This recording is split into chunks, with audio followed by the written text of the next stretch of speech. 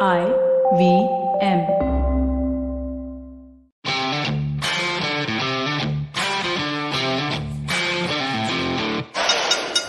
Ladies and gentlemen, welcome to episode 51 of The Fighting G.O.A.T, where your host and host Somesh the Superhuman Kamra and Arjun aka Mystic Chips bring to you the latest content and all the masala from the combat world. All of this after these short commercial messages. Hey everybody, it's been another great week on the IVM Podcast Network. On Advertising is Dead, Varun is in conversation with Vedant Lamba, sneakerhead and founder of the Main Street Marketplace. Vedant shares how his vlogging routine led to the creation of his sneaker company. On Shunya One, Sheila Datya and I are joined by Tarun Chhabra, founder of Nunez. We talked to him about how he started the shoe company and built a value-driven brand. On Big Talk about Tiny Humans, Devi Shobha and Meghna share a 4-step guideline for talking to children about death. On Say No to Drama, Chetna drops some truth bombs about the happily ever after of life post the wedding. And on Hanswani, hear the story of Us Bheed Mein Wo Kaun Tha. It details the tragic story of the laborers who had to migrate their villages on foot during the pandemic in 2020. Do follow us on social media. We're IVM Podcast on Twitter, Facebook, Instagram, and LinkedIn. And remember, if you're enjoying this show or any of our others for that matter, please do tell a friend. Don't forget to rate us on any other platforms that you're listening to us, whether it's a rating, whether it's a review, it all helps. And do remember to check us out on YouTube. We have a number of channels. They're available on ivmpodcast.com/YouTube. And finally, I would like to thank our sponsors this week, Bank of Baroda, CoinSwitch, Kuber, and HDFC Life Insurance. Thank you so much for making this possible. Ladies and gentlemen, welcome back to The Fighting G.O.A.T. You are listening to Somesh the Superhuman Kamra and Arjun aka Mystic Chips. Yes. We are going to be speaking on UFC 271, a lot of other masala, and the following fight week, which is coming up in London. Good news, we are back somewhere midway and not just at UFC Apex. But the thing is that, you know what, one thing that Bombay suddenly seems to have in similarity with London is that the weather's become really shitty. And I mean, it's become really crappy. Like, you know, in the morning, Right. it's all like, nice 22, 23 degrees. Correct. And then it moves to the Sahara Desert. Absolutely. Straight 37 degrees. Like, we are with you types. And then suddenly after 8 o'clock in the evening, it's again cool. Absolutely. We also have our own Big Ben somewhere. Big Ben kahan hai? Hamara clock kahan hai? As in Do we Big have a Ben, clock? like Badi Behan, Big Ben. Badi Behan. It's too early today morning we're doing this. I can't crack the jokes. But speaking of something that was not a joke, was about all the performances at UFC 271. We were live on the air ourselves on Sony 10.2, 10.3. And 10.4. And 10.4, which is now apparently in more regional languages in Telugu and Tamil. Yes. We had such a great show. We had a great opening, closing made. We saw the fights. I think it was absolutely amazing. And we had a lot of great feedback, which proves that there are a lot of people watching now.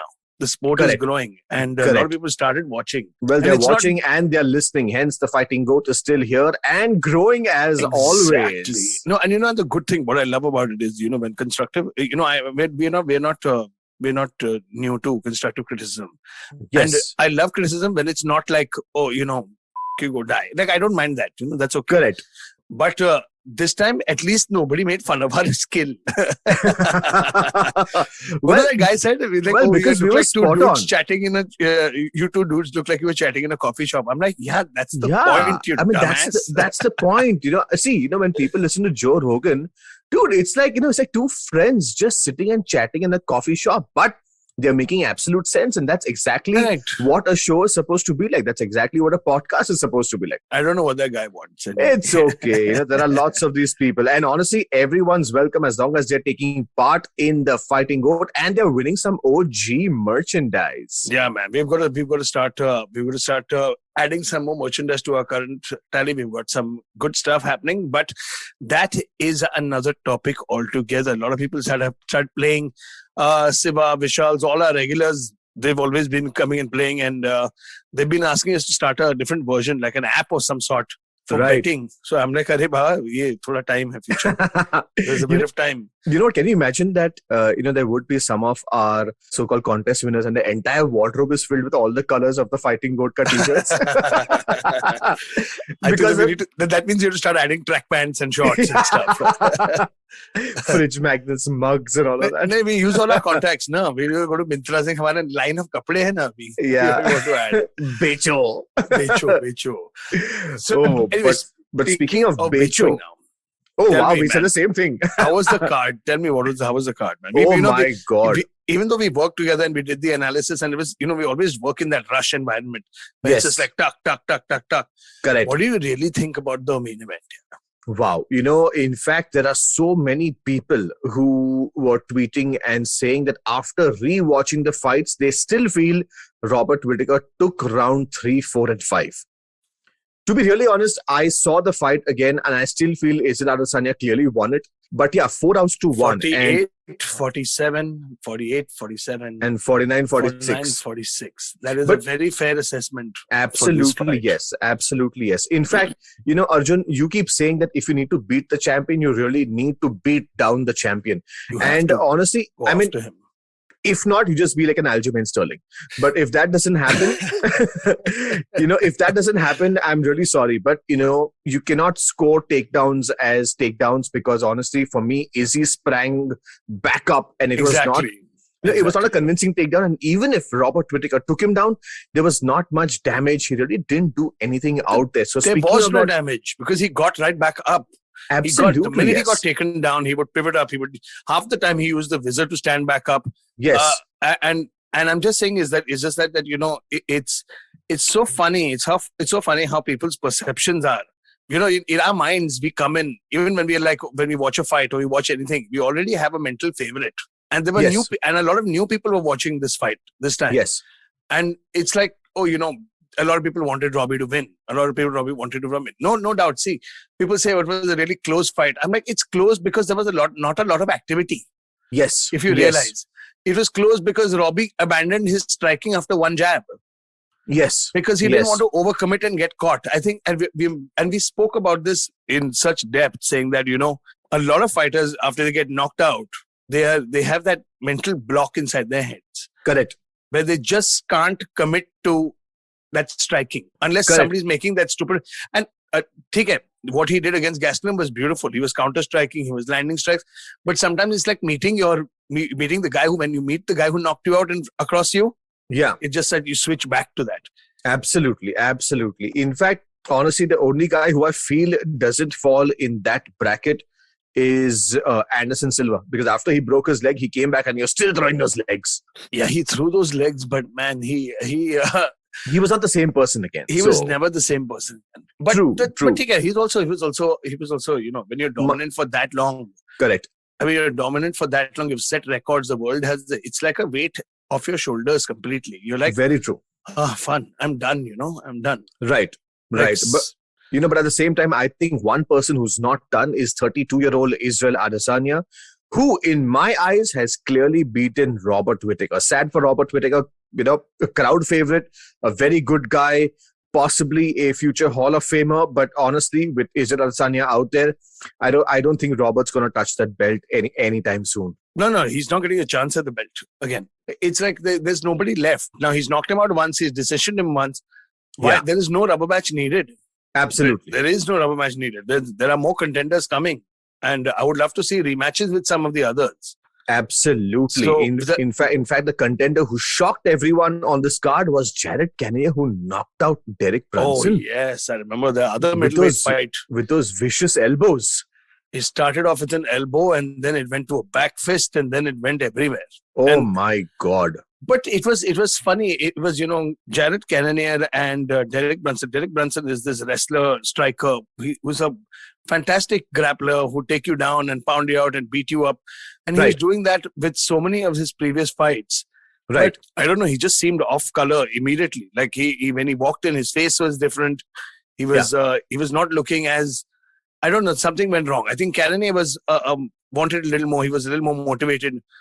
And I don't know. It was a weird fight because I've never seen Jared Cannonier just, built that suddenly. Well, Derek Brunson, as we spoke in the studio, looked like a school kid who thought it's a maths exam. Yeah. He came to school thinking it's a maths exam, but it was a physics paper. So he was suddenly like, मैं तो maths पढ़ के आया था. Correct. So, Correct. But, again, we spoke about this not on air, but we spoke about it in the green room where, there are some fighters who are on their final 1 or 2 fights, and somehow there's just that. Yeah, he is on his one. There's just that little, demotivating attitude that sinks in where, they just don't want it anymore, or, maybe, let me just finish this off and carry on and stuff like that. So do you think that was possibly going on Derek Brunson's mind that, I just have 1 fight, 2 fights, etc. left. Let me just finish it off and carry on with life? I don't know, maybe, you never know, because the fact that he spoke about it being his last 2 fights and saying that now these are the last 2 fights, no matter what happens, I'm not fighting after this. Yeah. So maybe he's like, it's maybe it's about not wanting to evolve anymore. Saying that, okay, I've got only 2 more fights, chuck it. Right. Like, why should I go murder myself in the gym? Or why should I do this? Because I'm ending it anyway. Correct. And I think that might have been the case. But you know what? We're just speculating here. So we don't know for sure, but it could seem that way. That could be one aspect. Or the other aspect is, which I think is also true, is he just got outclassed and got caught. He thought he could do something. His first game plan didn't work. And so when he tried the second game plan, the thing is that when you set up takedowns, it's got to come, you have to set them up with strikes. Yes. You can't just wing them. You got to go, you can't just wing them from a distance, because eventually a fighter will see it coming. Not at this level. Certainly not at this level. But anyway, that was one of the fights. But one of the biggest shockers of the night was a highly awaited heavyweight contest between the Shui himself, Shui Vasa, Shui Vasa versus Derek Lewis. Absolutely. In fact, a game plan that we really wanted to highlight here is Tai Bam Bam Tuivasa taking on Derek the Black Beast Lewis. That was the co-main event, a 3-round heavyweight fight. No, I mean, it was so funny because everybody and their father and uncle had all bet on Derek Lewis. Absolutely. Hometown favorite. It's happening in his hometown in Houston, Texas. Except for Pratik Babbar, who said, no, guys, screw you. It's going to be Bam Bam. Well, Pratik wins, dude. I have no idea how that really worked. I mean, we got to send him a t-shirt. He won. We got to send him his t-shirt. He said, if I win, you got to give me something. Absolutely, yes. Absolutely, yes. In fact, a t-shirt is coming out to Bollywood actor Pratik Babbar, who bet on Bam Bam Tuivasa. And the 2 hosts sitting in front of you that you're hearing. 2 chumps. We both lost. Somesh, hang on. Derek Lewis. Hang on. Somesh, when you lose the bet, is this how you feel? Because I'm not used to it. No, see, I'm used to it. Honestly, I'm used to it. I can't take it, dude. In my mind, I'm going to rise like the phoenix. No wonder I've been depressed the last 2 days. No wonder I've been depressed. Oh God! No, but one man who was not depressed is definitely Bam Bam Tuivasa, who in the second round knocked out Derek Lewis cold. He was out cold with that elbow. And did you see him falling face first on the canvas? That's the thing. It was a face plant. It was literally a face plant. And that also brings me back to another point of contention. The same thing that you brought up, was it also to do a lot with his motivation? Where it's just, for it could be the hometown curse, because now this is the second time he's fought in his hometown and gotten finished. Absolutely. First was by the champion Gan, and now by Bam Bam. And I think, we talked off screen about, how fighters' motivations can come. Like, I remember a scene where Bam Bam was getting up using the cage. Yeah. And usually, when Derek Lewis hits someone, maybe once, twice, they go black. They go not black literally, but they go blank. Yeah. Yeah. And they black out. And he went 1, 2, 3, 4 hard shots to tie. And that just made Tuivasa a little angry. He turned around and he unleashes this barrage of strikes which Derek couldn't take. And I'm like, I've seen this man get beaten up before. I saw this man take everything that Volkov threw at him for 2.5 rounds, and then he come back in the last 10 seconds to knock him out. And we've seen this guy fight, so many other heavier, bigger bigger named fighters and champions. Yeah. What happened? Well, see, to be really honest, according to me, the difference between the champion Francis Ngannou and Derek Lewis is exactly that one aspect of motivation. Francis Ngannou can also knock people out. Derek Lewis can also knock people out. But Francis, trust me, even if he hits someone and that person doesn't go down, he doesn't lose his temperament. He doesn't lose his balance. He still has game plan. He's still focused. Derek Lewis, on the other hand, he knows that it's his hands that do the trick. And the moment his hands don't do the trick, he doesn't have any other weapon. He goes from 100 to 0 in a span of 3 seconds. Do you remember back in remember a couple of fights ago, like maybe 2-3 years ago, he used to throw these kicks, his jumping kicks and his spinning kicks. He's just abandoned all of that. Yeah, he threw it versus Tai Tuivasa. Just one left kick in the air. Oh, he landed. Oh, yes, no, he landed a high kick. He landed one high kick, but it was just one. But as you rightly said, when Tai Tuivasa took those bombs from Derek Lewis, I think Derek was totally demotivated, and he knew that. It's full Bollywood scene, abhi gussa aaya types, Absolutely. Meri maa ko pakda, gussa, straight. That scene in Bollywood movies, every time they always find the maa, behan and the girlfriend. Yeah. The maa, behan, always in one line. Yeah. Always one. And Jaya Bachchan has to be there no matter what. Absolutely. It's just hired by Ron only. Hey, we need a maa, phone karo. Rakhi ji is normally like she's a Sarvajanik maa.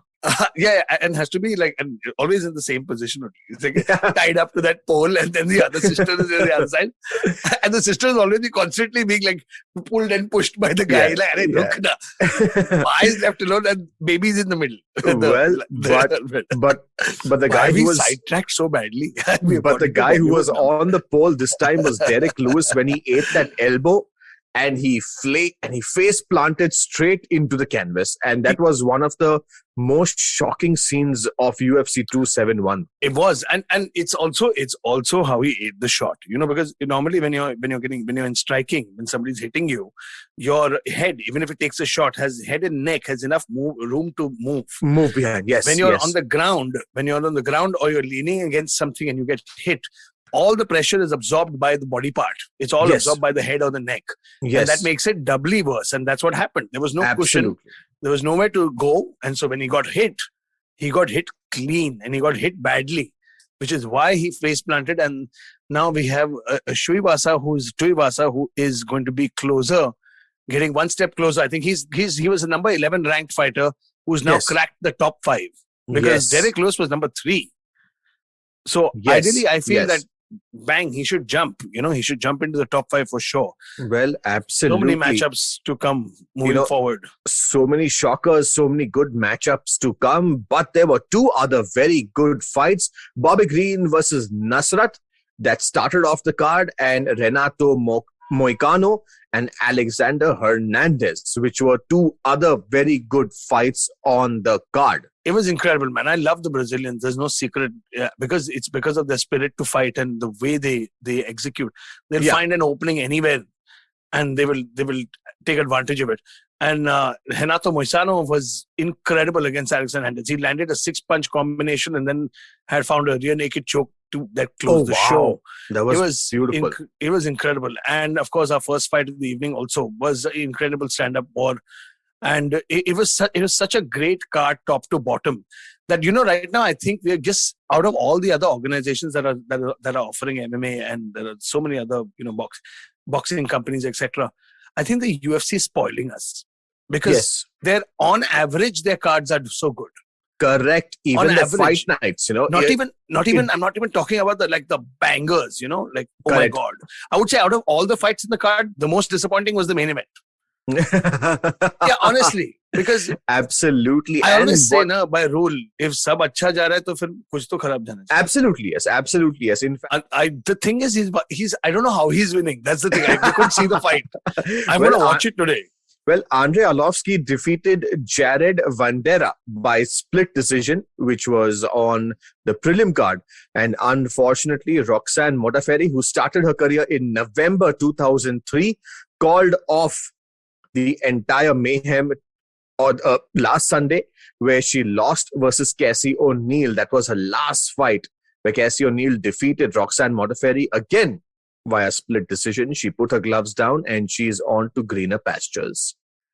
Oh man, it's good for Roxanne. She's had a good career. She's had a lot of ups and downs. But that's part of life. You win, you lose. Is whatever. It's the journey that you look at. Right. So right. I'm very happy for Roxanne Modafferi. Good luck with everything. And the best is she's in a happy space. She's quitting on her own terms. Correct. She's not being forced into it or out of it. And she's done. And she gets a pat on her back from the UFC.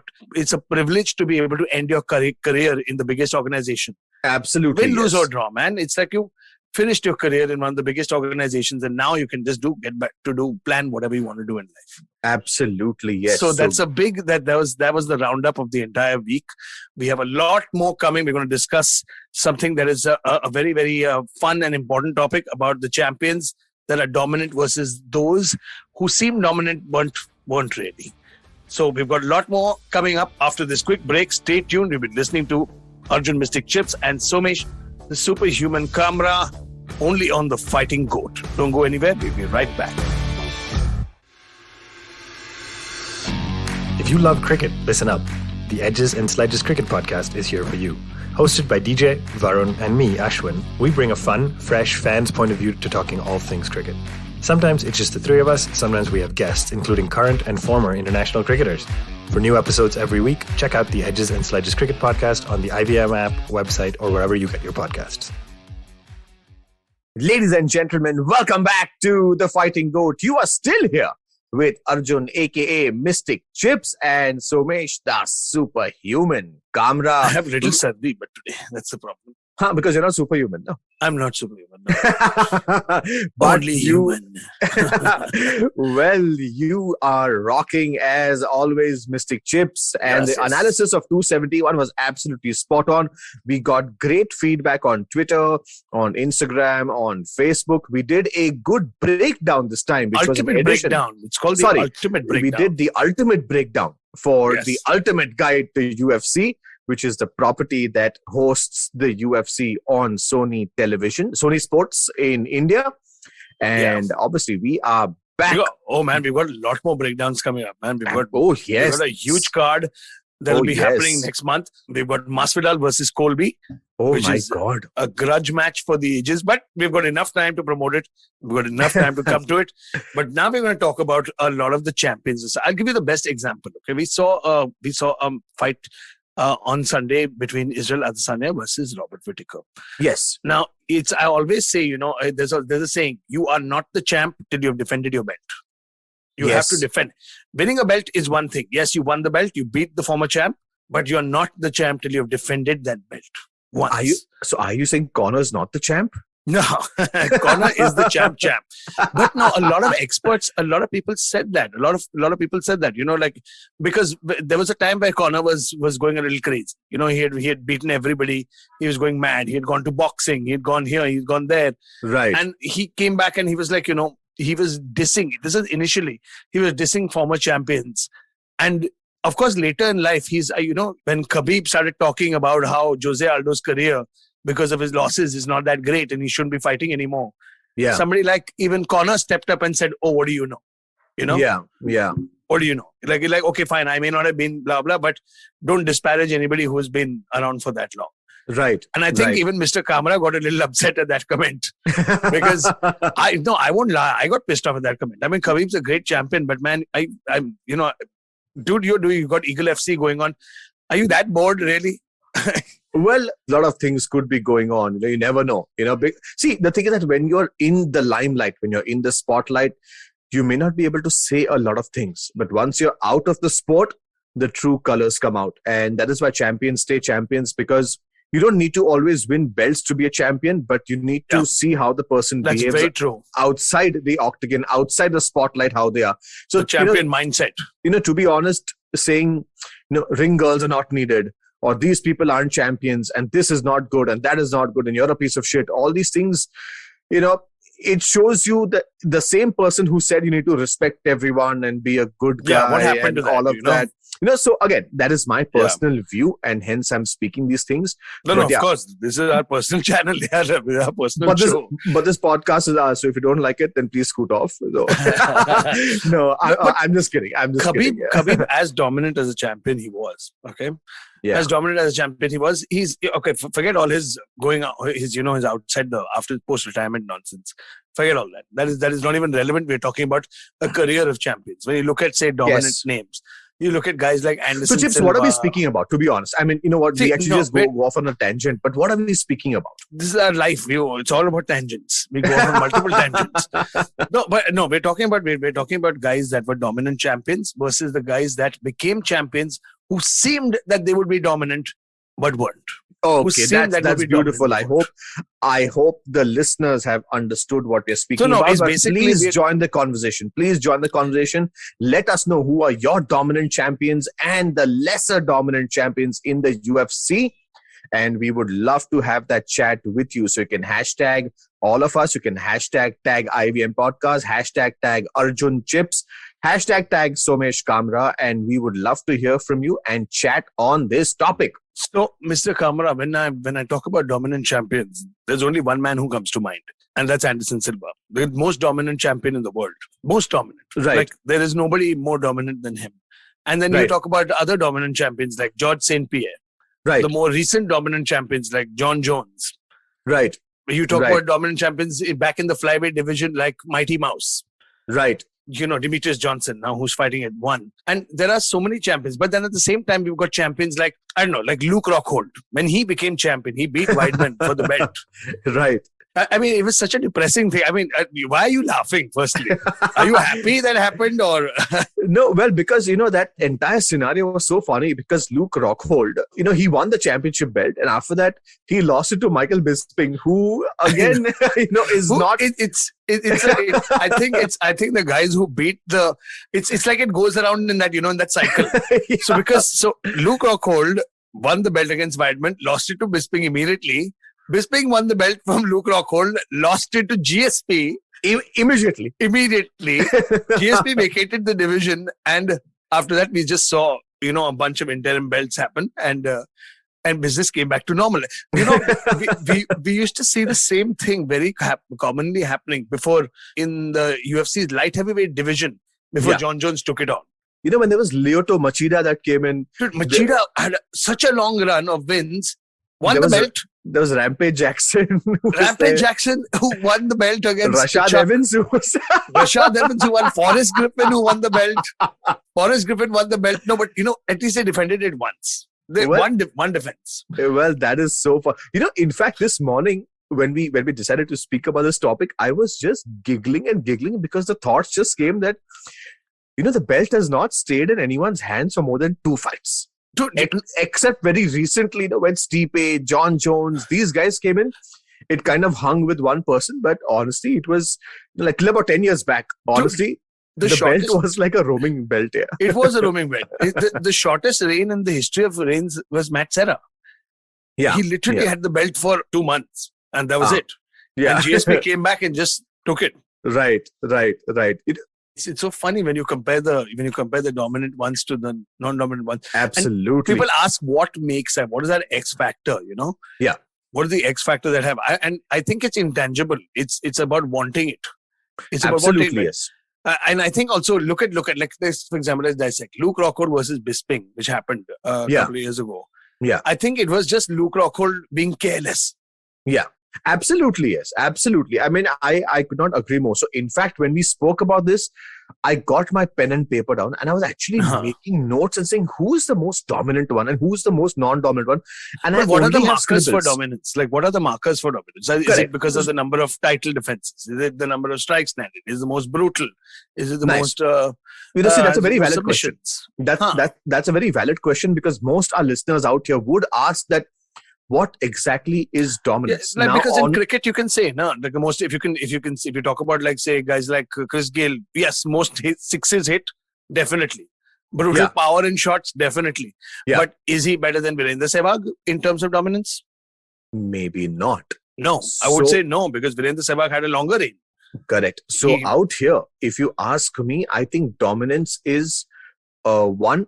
Of course, for how long have you held the belt? Second, Anderson. how many people have you beaten? Third, Anderson. who have you beaten? And fourth, Anderson. how have you beaten them? Anderson. So, that I think he is- wins by all. Come on. No. So, yes and no both, because I have my list ready. Okay, please, And let's go through your list, sir. on number 5, I have got as the most dominant champion, I think it's Demetrius Mighty Mouse Johnson. Why would it's Mighty Mouse is actually he's got 10 title defenses. He Yes. should be higher up on that list, according to me. So, see, I mean, there are so many dominant champions here. Now, I would not want to rank him. I would just say that the first one on my list, not at number Okay. 5, I would say Wait, the wait. first one on my list is Demetrius Mighty Mouse Johnson, because at a time where that division was going to get cut, the 125-pound division Yeah. was going to get cut, this dude was headlining pay-per-views and That's true. and beating his opponents clean. And clean, I mean, he was rogering them. He, in fact, has a stoppage win over the Olympian and 2-division champion, Henry Cejudo. Henry Soto, yes. He's beaten him in the past when Henry Cejudo was climbing up the ranks. So he's got one very huge feather in his cap as well. Absolutely. If we have to use the same formative structure, I'd say the first on my list of, you're talking about the dominant champions. I'm talking about the not so dominant champions. Wow. So, you know what? I've actually made my list on both. So there you go. I'm going over the top of my head. The not so dominant champions, I would say it's a gray area, because Yeah. I come from a school, old school thought where we never cared about belts. I didn't give a Right. shit about belts. I cared about Right. performances. I Right. cared about the fact that you won the belt is a good enough deal, Yeah. Oh, yeah. you became the champion. Okay, TK, you lost the championship. So what? That's fine, It's in every sport, nobody holds the crown forever. It's normal. Absolutely, yes. And that gets boring after a point. Like if there was a time where, in the cricketing world about 10 years ago, where Australia was winning everything, and we were like, Correct. what's the point of watching? Correct. They're just going to come in and steamroll everybody. So They're screw it. technically not fan-friendly fights. Yeah, and there's a funny thing where dominant champions who, a lot of people in fighting especially always want, like especially when back in the day when people would bet money Yeah. in any kind of fighting, people would want to see a fight. People Yeah. didn't want to see a one-sided beatdown. Yes. People didn't want to see a one-punch knockout. That sucks after a point. Absolutely. Yeah, it's great to watch, like, oh my God, front kick to the face, he knocked him out. But when people have spent 6 months of marketing material on it, and you're like, oh shit, it got knocked out with one shot. Crap, Right. that sucks. So I'm going to bring in a different aspect of, champions that had that going for them as well. So I would say one of my first champions that were not so dominant in that sense were Chuck Liddell. Because Chuck was a champion and I would think he's one of the few champions who didn't care about the belt Yeah. at all. He just didn't. And he's that kind of person. When you meet him, he's such a weird character. He's so nice. He doesn't talk too much. He doesn't have a lot of smack talk. He doesn't have a lot of stories. And me, with celebrities after drinking, all right, bolna, joke. Obviously, I'm not going to do that with Chuck Liddell because he'll knock my ass out. But it's Chuck Liddell would be one of my first who, he won the belt, lost the belt, won the belt, lost the belt, and then didn't worry about the belt at all. So that would be my first pick in the non-dominant champions. Absolutely. That is such a good pick. My next one on the list is Amanda Nunez, who is dominant as ever. She, in fact, held the title in 2 weight classes, which is 135 pounds and 145 pounds. And she just lost her 135-pound belt to Juliana Pena. But having said that, she was so dominant versus all her opponents. And the opponents that she faced were no run in the park. No, they were all murderers, man. It was Holly Holm. It was Ronda Rousey. She was kind of smashing all of them. Chris Cyborg, She smashed everybody at some point. GDR. But again, like GDR was in the featherweight division. But But it was a tough fight, It was not one-sided at all. she hammered everyone in that division. Everyone. It's true. She is dominant from top to bottom. She's a 2-division champion. Now she's a 1-division champ only. Yeah. Because she's lost her belt. But now we've got a great treat coming for us. The Ultimate Fighter season. The next season is an all-female season. Mhm. As in by all female coaches season. And it's going to be, the former champion with the current champ, Amanda Nunez versus Juliana Pena, which is going to be really, really fun to watch. So when it happens, we'll be definitely talking about it. For me, in my next, I would say at number 4 would be Michael Bisping. Oh, yes, undoubtedly. Storied career. He's had his up and downs all throughout life, where he was the villain for the longest time. He was the heel. He went through a season of The Ultimate Fighter with Dan Henderson. And and it was the contrast to styles where this brash Brit was talking trash all the time, and he got the better of Dan Henderson. But when the time came to fight, what happened? God. What happened is what happened. It's Dan Henderson's power was so legendary that he used to but people who don't know Dan Henderson is an old school horse, man. He is the kind of horse that has run the races that nobody else has run. Yeah, he was in Pride where he was knocking out guys who were on drugs. and he was doing it in style. It was not really pretty. He just got it done. He was convincing enough. And dude, the right hand that landed on Bisping, he knocked him out clean. I think Bisping will never forget that. It's one of those knockouts that the world will never forget.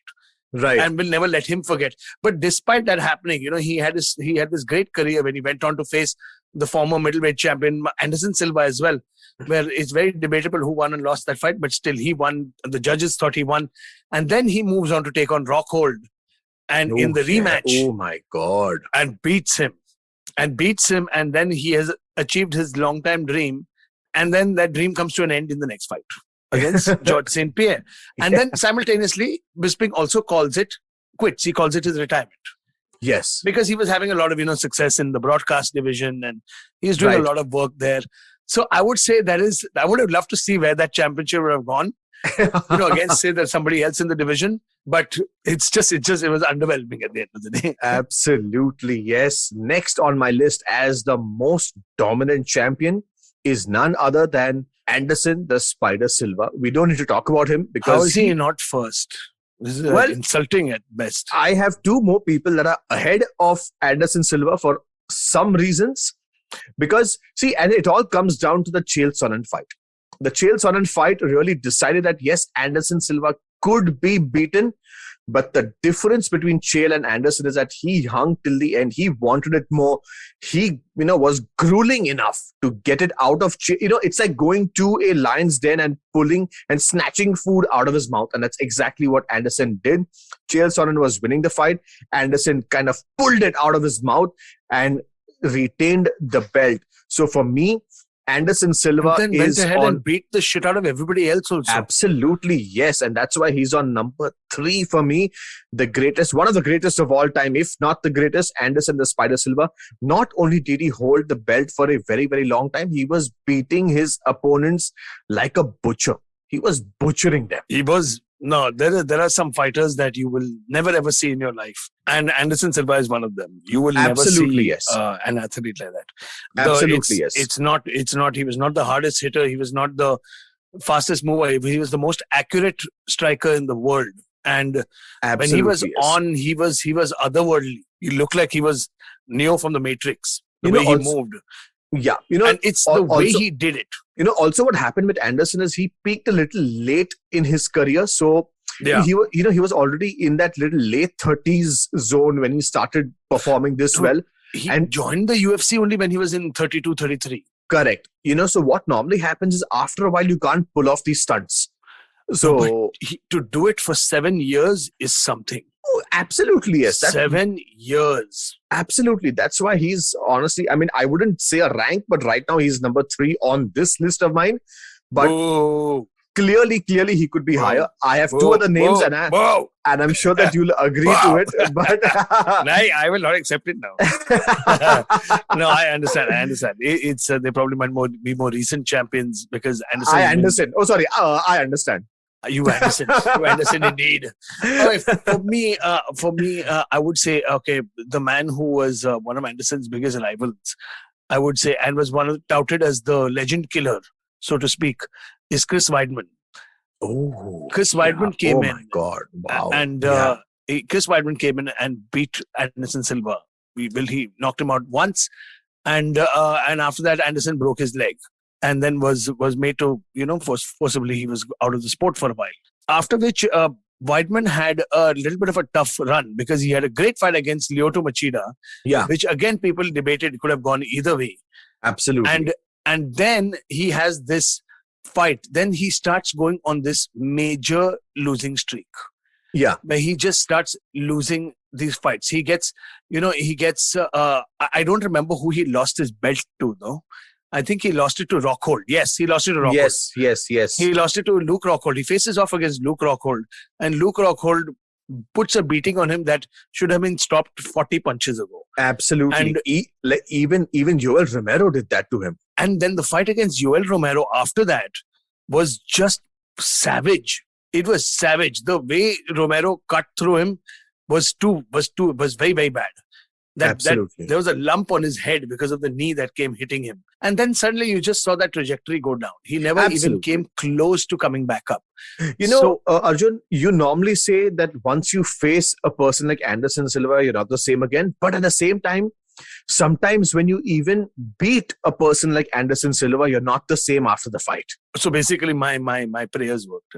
Absolutely, yes. Yeah, like the voodoo and the black magic, what you did? No black magic. Yeah. No, I mean, of course, I was visibly hurt that Anderson had lost, but it's a sport, man. These things happen, and props to Weidman. He's the only one who got it done after. You also put a plaster on your leg, like after he broke his leg. Of course, of course, in sympathy, man, in sympathy. I had to. No, but so Weidman was, I would say, the not so dominant champ because he had shown so much promise. He had beaten one of the greatest fighters in the world. But, we come back to it every time saying this. Styles make fights. Sometimes a fighter has an Achilles heel. Sometimes it's just like Daniel Cormier will not be beat by 99% of the world's fighters. But he will never beat John Jones. Never. Correct. He will just never beat John Jones. He'll beat everybody else in the world. He might beat people who are better than John Jones. Right. He has beat people who are better than John Jones in the heavyweight division. Right. But he's not going to beat John Jones. Absolutely. Just not beating John Jones. There was a time, if I can take a analysis of cricket, there was a time where Saeed Anwar from Pakistan was on God mode. And including Glenn McGrath or Brett Lee or Shane Warne or Mutaya Muralitharan, nobody could get him out. The only guy who used to regularly get him out is Debashish Mohanty. I remember Debashish Mohanty, man. He was awesome. One of the few guys who could kind of stun Saeed Anwar at any given point of time was Debashish Mohanty. It's true. I remember this. So as you rightly said, like Daniel Cormier can beat anyone. He could even beat Stipe. He could beat anybody. He could even beat Francis. But he did beat Francis. Yeah, but he cannot beat John Jones. And that gets me John Jones. That gets me to my next pick. Number 2. The most dominant champion for me at the number 2 spot is Valentina the Bullet Shevchenko. Oh my God. She should be number 1, actually, to be honest.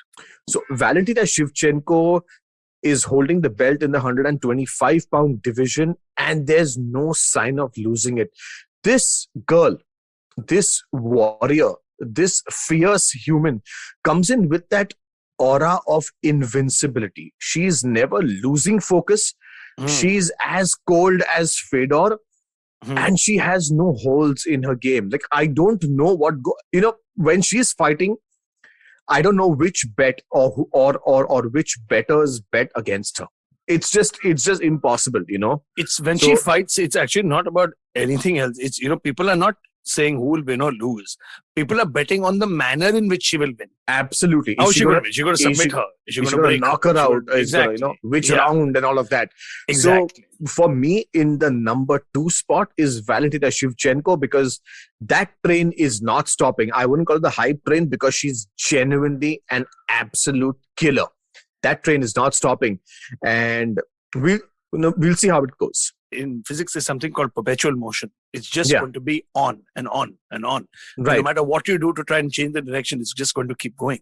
Absolutely. Until a force comes in that tries and deflects it off its path, I don't see that stopping anytime soon. Absolutely. Yes, she will lose. I'm not saying that she won't lose. I just, it's going to be one of those freak scenarios like Anderson Silva, where she gets too cocky or she's, tired of it, or she just wants, she's not motivated enough. But the thing is, a lot of people said this when, about Amanda Nunez. But the thing is, it's you can see from fighter tendencies. When you look at Valentina, she comes in from, both of these women coming from, hard backgrounds. They both, had to work their way up from the start, and they're both the toughest as they come.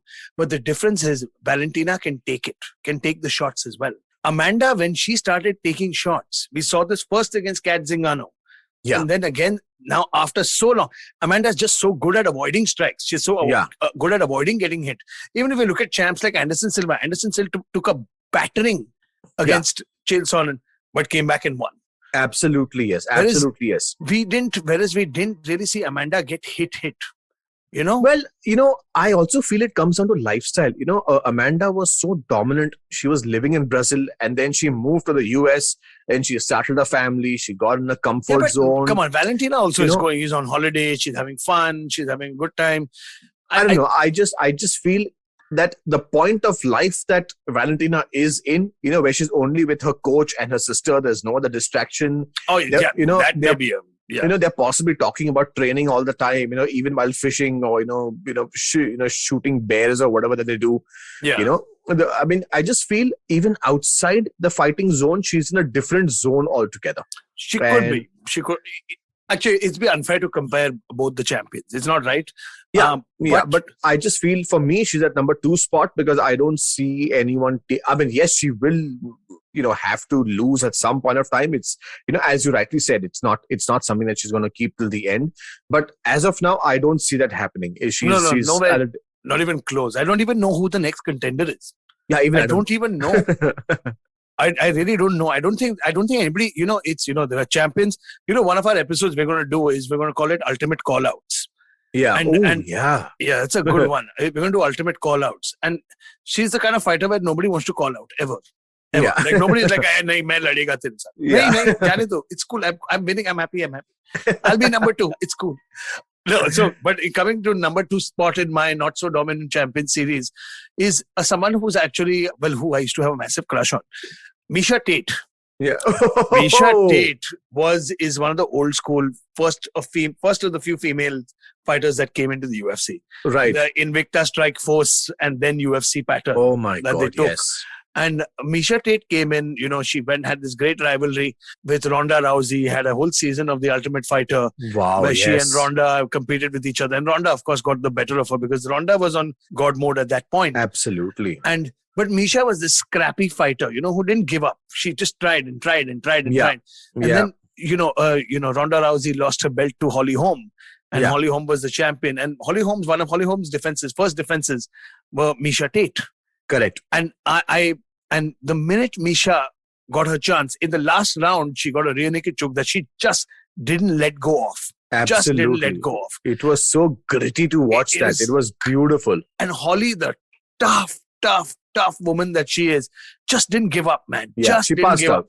She tried her best to get out of it. And then by the time she realized that she couldn't tap or get out of it, she was already out. Yeah. She was already in La La Land.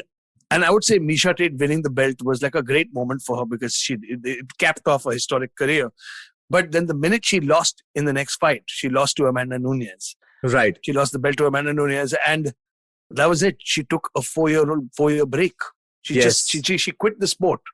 Yeah. And then, of course, now she's making a resurgence. But it's, she's won one, she lost one. So if we don't know. She's still looking good. She's still looking good. She's looking sharp. Good. She's looking gritty. She's got age on her side. She's probably early 30s at the moment. No, she's about 35, 36 now. Oh, yeah. Okay. No, but we need to see, but again, we need to see it against a top contender. As of now, she can definitely build her career back. And it's, it's good that she's decided to come back because that shows the heart of a fighter. It is absolute all heart. It is. She's never lacking of heart. But when we're discussing non-so-dominant champions, it's just that championship reign. Do we see her getting back to the championship belt? Difficult. Very difficult. As much as I like her, as much as I think I want her to win, she's a great ambassador for the sport, etc. I don't see it happening because of the fact of the way she lost. And it's her mindset as soon as she lost. It's like, you'll understand in my number 1 position also.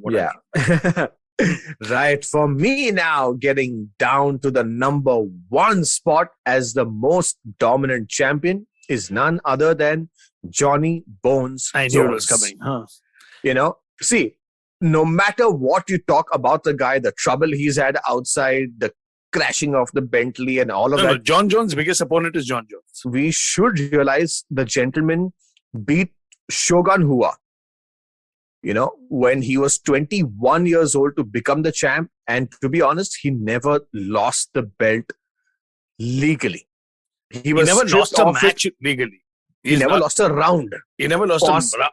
No, round possibly he started losing. Possibly to Alexander Gustafsson the first time. He lost to Gus. Definitely, he lost to. After that, he started losing rounds quite. He lost to Machida first, actually. The first round, he lost to Machida. But Machida took the first round. But the man, I should call him the man, has never lost a fight. His only loss has been a disqualification. And also, he was stripped off. He is now moving up to the heavyweight division. As you rightly said, John Jones's biggest threat, opponent, enemy is John Jones. What he does outside the octagon, or outside the fighting scenario, outside fighting camps, is his biggest enemy. But as a pure MMA fighter, he is, for me, he is the greatest of all time because he has the tools and he knows on how to use those tools. Very true. Very true. It's we're all waiting for his return. He's taken a 2-year break to train, move up in weight. We used to see a lot of these videos till about a year ago about, John Jones training, which leads me to believe, I'm saying I don't know where he is now. He's not on social media. He's not. Actually, I hope he's on the verge of giving us good news in 2022, saying that, hey guys, be back in October 2020. Yeah. And that would be amazing. That would be amazing if he just puts it out there. But his ongoing negotiations with the UFC and his dreams to go outside and, figure out other things. Yeah. We don't know. We're just going to be speculating at this point. But the good part is that he knows his worth. That's good. Yeah. I personally feel negotiations are very, very important because once you know your worth and you know what the organization is making of you, why not negotiate? No. Stay, absolutely. Negotiate for as long as you want. But I just don't want, his prime is passing by. It's taking a break when you're 31. Say taking a break when you're 27 to come back at 29 or 20 or 30 is fine. Yeah. But taking a break at 32 to come back at 34 or 35 is very different. But it's John Jones, so we don't know where this would go. No, see, he's a freak athlete. And knowing Jones, he's not going to fight more than 4 more times or 3 more times. Yeah. He doesn't want to. He's going to win the belt. He's going to defend the belt. He's going to do a super fight. And then he's going to fight somewhere outside and that's done. And he's done. He's done. By 36, 37, he's going to be super duper done. Yes. So I don't blame him for wanting to make, $30-40 million or $50-100 million in his last couple of fights. I don't blame him at all. He deserves it. He's the champ. On the same side, it's just the fans are just tired of waiting for him now. Right. They're just tired. But which brings me now to the final one pole position for my non-dominant champs is none other than, sadly, it hurts me to say this, is none other than the legend himself, Mauricio Shogun Hua. Oh, yes. Shogun Hua had so much of promise coming in to the light heavyweight division of the UFC. His first fight in the UFC was against an upcoming rager in Forrest Griffin. And Forrest Griffin chokes out Shogun Hua. And my God. That could be due to bad camp, just transition to the cage, a lot of things, a lot of these factors that come in. But when he started, when he got into those Shogun shorts of Pride era, it was those white shorts that he wore, he started becoming unstoppable. We saw that at the beginning of his knockout against Chuck Liddell. He knocked out Chuck Liddell. And then there was no looking back. Absolutely. And one of his greatest rivals was Lyoto Machida. And fellow Brazilian karateka from Japan. What a classic matchup, like a Brazilian karateka sumo guy versus a Muay Thai guy. My God. Don't you feel, Somesh, okay, I know I might be being very, very unfair, but it's a personal opinion and I can get criticized for it. It's fine. Don't you think guys like, when you see technical matchups, okay, like what we saw this weekend, which was a technical matchup, Whittaker versus Israel Adesanya.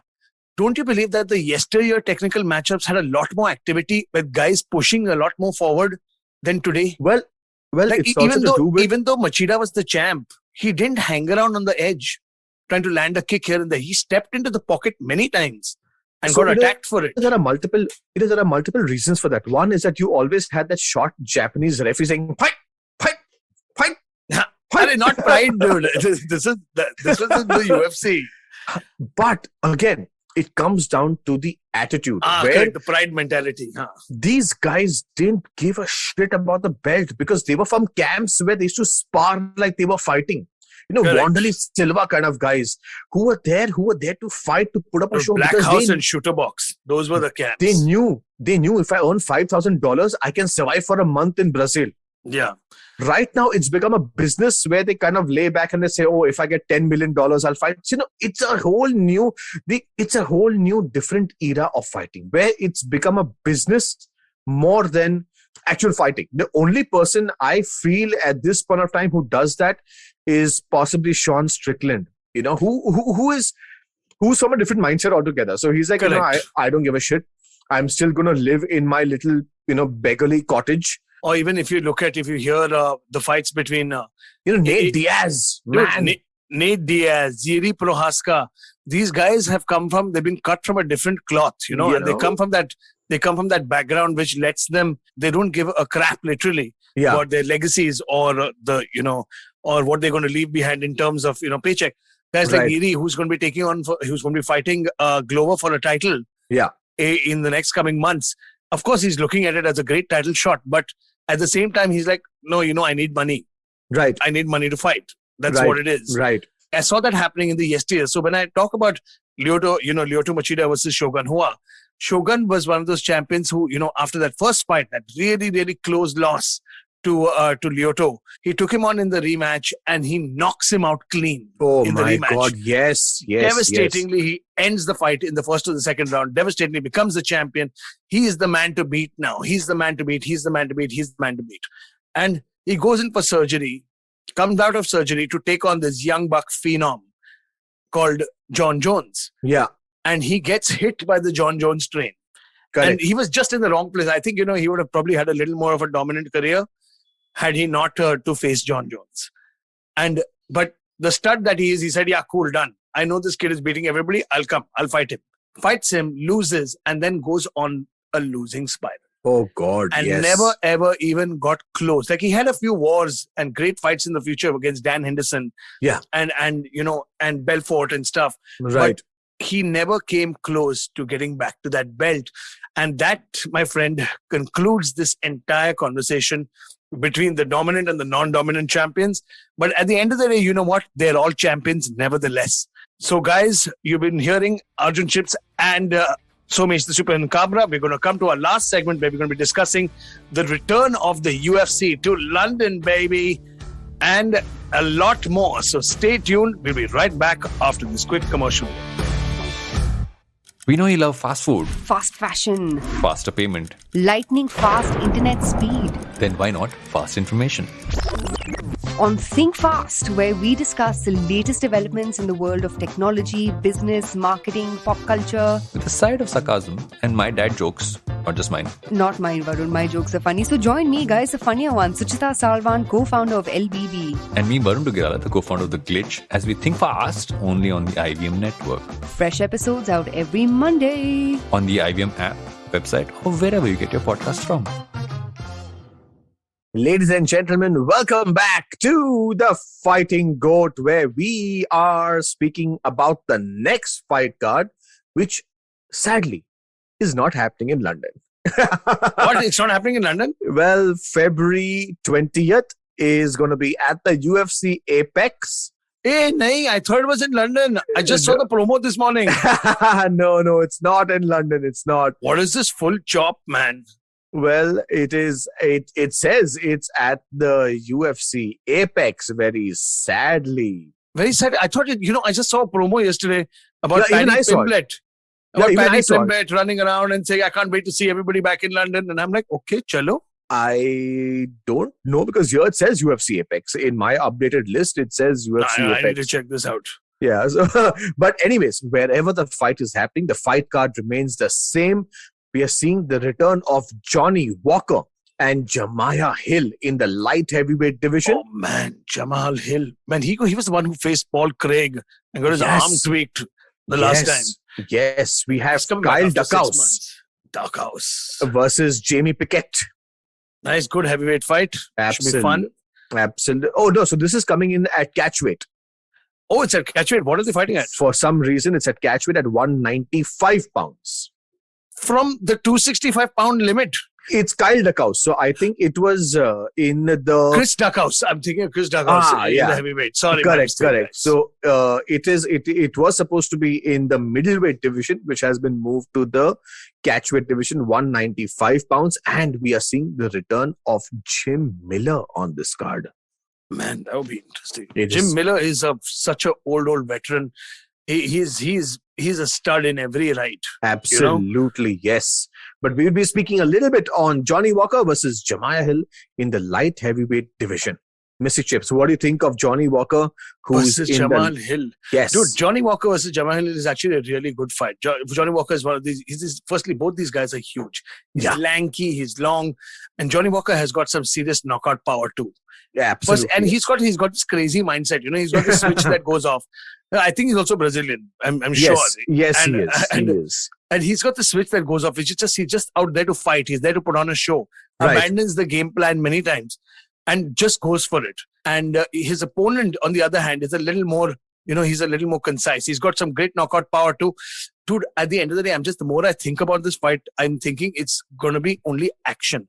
Balls to the wall, a banger, which is going to end in a knockout. It is. Absolutely. As Johnny Walker has changed his camp, he's now training with he's changed his camp. He's with John Kavanagh at SBG Ireland in Connor's gym. But he changed it for the last fight as well. I think he was in SBG for the last fight as well. Yes, and before that he was in TriStar in Canada. Didn't he change because of his girlfriend? He was going after a girl or something, no? Could be. Yeah, it's possible. No. I remember we had a chat about this. He found some girl and she moved there, and therefore he moved to SBG. Well, motivation for the right/wrong reasons. Whatever motivation, boss. He wants to do it, he can do it. As long as he's coming out here and putting on a show, that's all that matters. Absolutely. Yes, Johnny Walker taking on Jamae Hill in the light heavyweight division. Mr. Chips, your predictions for this one? Oh man, I've lost now and I can't. I'm scared now. So I'm going to go with Jamae Hill though. I think his loss to Paul Craig was just until they hit the mat where he got caught. And don't get me wrong, Johnny Walker is going to know about that, but I don't think he makes the same mistake twice. I think he keeps this standing and finishes off Johnny Walker. Very interesting predictions. For me, I am going to be going for Jamae Hill too. I think Johnny Walker doesn't have the tools. You're copying me nowadays. See, what is this? See, bhai. If we lose, we lose together. If we win, we win together. Yeah. Okay, take it. Done. See, always remember, चाय एक ही cup से पीनी चाहिए. प्यार बढ़ता है ना. दोस्ती और प्यार बढ़ता है. अरे बाहर में गया. But speaking of that, I think Johnny Walker is a little, I feel he came in with these spinning back fist elbow wins and stuff. Is the word. And yes, he definitely had the hype behind him, but I don't think he has the skills to back it up versus someone like Hill. I think Hill is going to prevail. I do agree it is going to be a stoppage. It's a 5-round fight, so we'll see as to how this goes. The octagon is, if this is at the apex, it's going to be a 25-foot octagon. I don't think Johnny Walker would have the steam to get past I don't know. I don't think so either. Yeah. Unless and until he pulls off some spinning thing and connects. But I think that's a 1% chance. My pick is going to be Jamae Hill via stoppage in this particular fight. Awesome. We've got a lot of stuff coming up, guys, and we've got a lot of social media giveaways. So please tag us, hashtag us on Twitter and Instagram. My Instagram is at Arjun Chips and my Twitter is at The Mystic Chips. Go, Somesh. Well, you can tag me on Instagram by typing somesh.kamra. On Twitter, it is somesh_kamra, and IVM podcast across all platforms. So if you want to win some exciting merchandise, please tag us. Tell us who your picks are for the next Fight Nights card and get a chance to win some OG Fighting GOAT merchandise. Absolutely. Your chance to win some goodies and lots of stuff. We've had a lot of guys who have won some goodies. They've been posting it on social media. So don't worry, participate and you'll definitely be getting something from us. That being said, you've been listening to episode 51 of The Fighting GOAT with Arjun Chipalkatti, aka Mr. Chips, and Somesh the Superhuman Kamra. We will be seeing you next week, same time, same place. Don't miss out and keep listening to ivmpodcasts.com. Sayonara.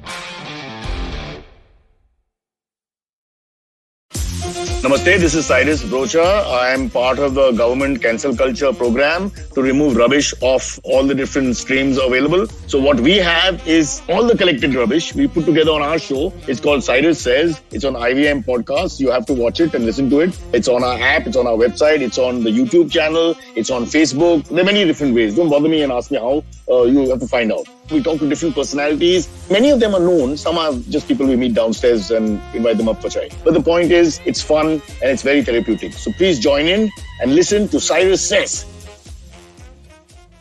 Do you like true crime stories? Do you like to learn about the people behind some horrible, awful crimes? More specifically, women that may have committed these crimes. Actually, Indian criminals that are women?